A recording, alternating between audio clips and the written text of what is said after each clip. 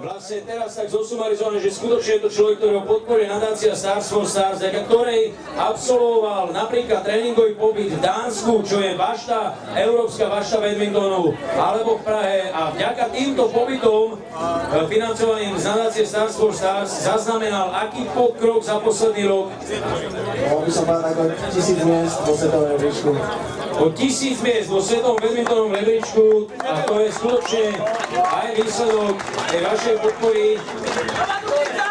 Maťo je znova, a vy ste tu dvaja z Novej Dubnice, výborné, okej. Maťo je reprezentant v badmintone, ktorý je olympijským športom.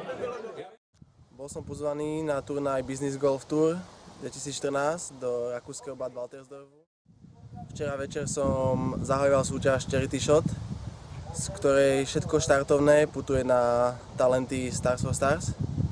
Dnešný deň som absolvoval turnaj so všetkými hlavnými partnermi, niektorých som mohol takisto spoznať osobnejšie, zažil som s nimi plno zážitkov a tento deň bol vynikajúci a takisto mi veľmi spríjemnil môj v poslednej dobe nabitý program, ktorý vlastne stále trávim len na tréningoch, takže to bol aj príjemný relax.